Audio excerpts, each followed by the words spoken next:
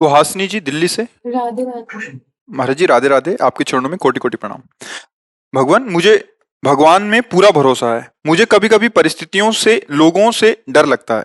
लोगों की बोली हुई बातों को मैं अपने मन में से निकाल नहीं पाती। इस वजह से मन में विचारों की एक चैन सी बनी रहती है, जिसके कारण मन बहुत घबराता है और बहुत दुख पाता है। तो मैं इस अवस्था में कैसे हाँ, विजय इसमें प्राप्त क्या करूं? है कि विवेक की कमी है।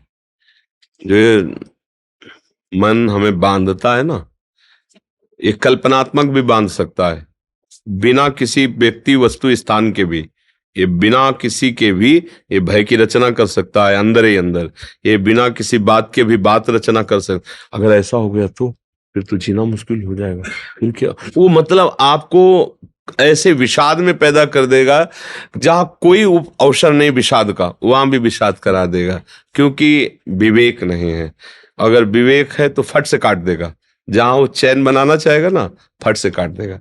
अगर ऐसा होगा तो भगवान है ना, वो रक्षा करेंगे। अगर ये नष्ट हो गया तो दूसरी व्यवस्था करेंगे। अनंत ब्रह्मांडों की रक्षा करते हैं, हमारे सर्व समर्थ भगवान है, वो तुरंत काट लेगा। अब इतना आश्रय है नहीं, सत्संग का अभी रंग चढ़ा नहीं, तो विवेक रूपी कैंची सही है नहीं, तो काट नहीं पाती। अगर विवेक एक क्षण में कट जाएगा। कोई कोई घंटा में काट पाता है, कोई दिन में, कोई जीवन भर बनाए रखता है। ये वही आदमी है जिसने मुझे गाली दिया था, जीवन भर बनाए रखता है, और कोई एक सेकंड में काट दिया। ना ना, इसका कोई दोष नहीं है। मेरे किसी अवगुणों का सुधार करने के लिए, पाप का नाश करने के लिए भगवान इसे प्रेरित करके गालियां दिया रहे हैं। मंगल भवन है जो कर रहे हैं, अच्छा है प्रभु, निकल। विवेक ने क्या किया?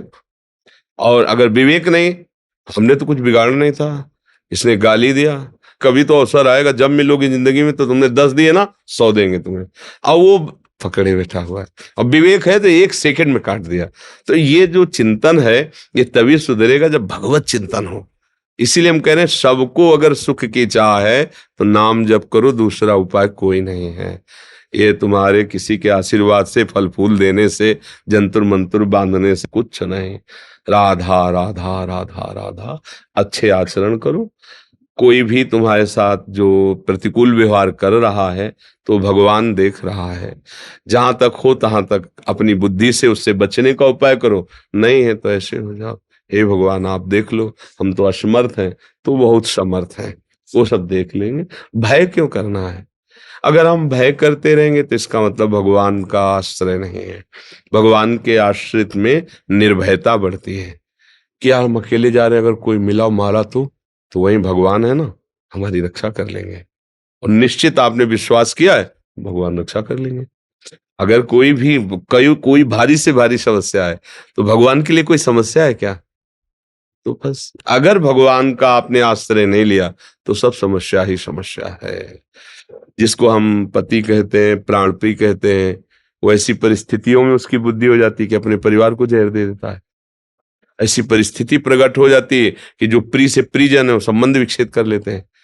जिनके सहारे हमने जीवन काटने की कोशिश की, वही हमें छोड़ देते हैं। ये क्या है? फिर भय ही तो है ना।